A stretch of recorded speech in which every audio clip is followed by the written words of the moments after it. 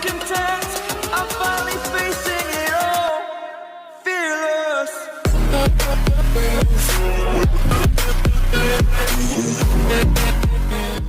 8 दिसंबर 2022 को एक मीटियोर ज़मीन के साथ टकराने वाला है। क्या ये दुनिया ख़त्म होने वाली है? इंसानों की नस्ल को बेहतर बनने का हर मौका मिलेगा। और ना बढ़े तो भुगतेंगे। दिमाग ठिकाने ना है। जब भी पृथ्वी पर सब कुछ ठीक ठाक चल रहा होता है, तब ऊपर वाला उसे हिलाने के लिए एक पत्थर फेंक देता है। और मेरा यकीन मानो, वो जरूर गुलेल लेकर कहीं न कहीं तैयार बैठा हुआ है। जर्मनी के एक खुद साख्ता टाइम ट्रैवलर ने यह दावा किया है कि 8 दिसंबर 2022 को ज़मीन पर एक मीटियोरॉइड गिरेगा।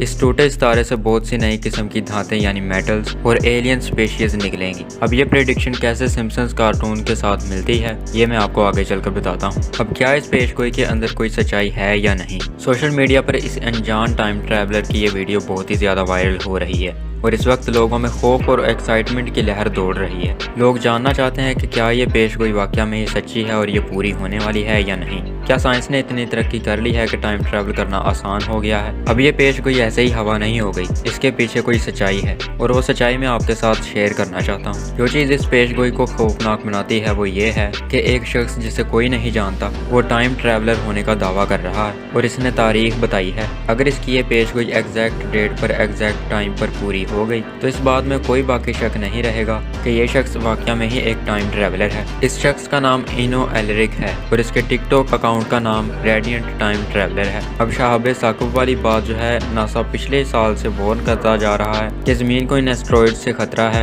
ये गिर सकते हैं जमीन के ऊपर। इसीलिए नासा ने डार्ट मिशन भी लॉन्च किया था। गो के हम लोग जानते हैं कि अगर जमीन पर कोई सितारा गिरेगा तो बिल्कुल अखीर ज़माना के अंदर खुदा के हुक्म से सितारे गिरेंगे। जैसा कि खुदा उनके पाक कलाम में लिखा है कि अखीर ज़माना के अंदर सितारे गिर पड़ेंगे, तो वो सितारे गिरेंगे, मल्टीपल गिरेंगे, एक ही नहीं गिरेगा। लेकिन अगर एक ही शाहब साकिब गिरेगा तो वो ज़रूर नासा के डार्ट मिशन का नतीजा होगा, क्योंकि डार्ट मिशन का मकसद ही एस्ट्रॉइड की डायरेक्शन, उसके रास्ते को बदलना है। तो अगर एक सितारा अपनी जगह पर कायम है और नासा जानबूझकर उसके साथ छेड़छाड़ करता है, उसकी डायरेक्शन को चेंज करके ज़मीन की तरफ उसको गिरा देता है, तो इकोनॉमिस्ट मैगजीन 2020 का जो कवर था उसके ऊपर जो फोटो बनी हुई थी कि एक एस्ट्रॉइड जो है वो ज़मीन के ऊपर गिर रहा है, तो वो वाली पेशगोई पूरी हो जाएगी। वैसे तो ये प्रेडिक्शन सिम्पसन्स कार्टून के साथ मैच करती है, लेकिन मैं इसके बारे में मैं आपको आगे चलकर बताता हूँ। इस बंदे ने अपने टिकटॉक अकाउंट के ऊपर लिखा है कि 1 मिलियन फॉलोअर्स होने पर ये अपना फेस रिवील करवाएगा।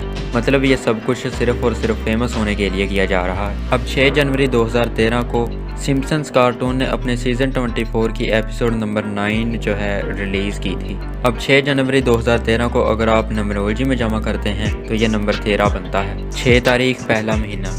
अब 6 और 1 को अगर आप जमा करते हैं तो ये नंबर 7 बनता है और 2013 के अंदर 3, 2, 1 को अगर आप जमा करेंगे तो ये नंबर 6 बनता है। 6 और 7 को जमा करें तो ये नंबर 13 बनता है। नंबर 13 जो है ये इल्यूमिनेटी के 13 खानदानों को शो करने के लिए ये इस्तेमाल किया जाता है। अब आप गौर करें तो सिम्पसन्स कार्टून का सीजन 24 और एपिसोड नंबर 9 24 सितंबर बनता है। सितंबर 9वां महीना होता है। अब इस एपिसोड में दिखाया यह गया है कि एक सितारा ज़मीन की तरफ बढ़ रहा है और इस सितारे पर ज़ोंबीज़ जैसे एलियंस मौजूद हैं। इनमें से एक छोटा ज़ोंबी कहता है कि मुझे भूख लगी है। उसका बाप कहता है कि बस थोड़ा इंतज़ार कर लो, फिर बहुत से दिमाग खाने को मिलेंगे। तो अब जो 8 दिसंबर को मीटियोर जो टकराने वाला है ज़मीन के साथ, क्या उसके ज़रिए ज़ोंबीज़ इस दुनिया में आएंगे या ये दुनिया तबाह हो जाएगी या बहुत ही कम लोग उसकी लपेट में आएंगे या फिर क्या वाकया में ही मीटियोर गिरेगा या नहीं गिरेगा, मैं इसके बारे में नहीं जानता।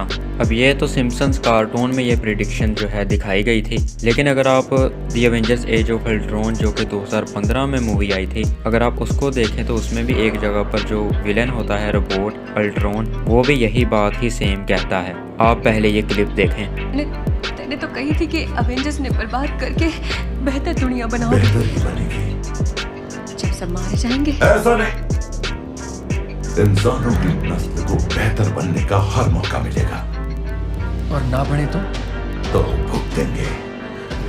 दिमाग ठिकाने ना है। जब भी पृथ्वी पर सब कुछ ठीक ठाक चल रहा होता है, तब ऊपर वाला उसे हिलाने के लिए एक पत्थर फेंक देता है। और मेरा यकीन मानो, वो जरूर गुलेल लेकर कहीं न कहीं तैयार बैठा हुआ है। अब क्या मीटियोर वाकया में ही गिरने वाला है या नहीं गिरने वाला, ये तो खुदा बेहतर जानता है। लेकिन जो अभी आपने क्लिप देखा है उसमें वो रोबोट क्या बात कर रहा है, क्या वाकया में ही सितारे जो है वो ज़मीन के ऊपर गिरने वाले हैं, जैसा कि खुदावंद के पाक कलाम में लिखा है, जो कि मैं आयत आपको पढ़ भी चुका हूँ कि आखिर ज़माना में सितारे गिर पड़ेंगे। तो क्या हम लोग आखिर वक्त में जी रहे हैं, या फिर क्या वो रोबोट जो है वो लूसीफर के बारे में बात कर रहा है, इब्लीस के बारे में बात कर रहा है, या फिर जिस खुदा को हम लोग मानते हैं वो उसके बारे में बात कर रहा है। उसके बारे में मैं आपको इस वीडियो के नेक्स्ट पार्ट में बताऊंगा कि वो किस चीज़ के बारे में बात कर रहा है। बाकी आपको वो डायरेक्ट सुनकर आपके जहन में क्या बात आई है मुझे कमेंट सेक्शन में ज़रूर बताइए। बाकी उस रोबोट ने जो बातें कही हैं मैं उनको डिकोड करके इस वीडियो के पार्ट 2 में बताऊंगा आपको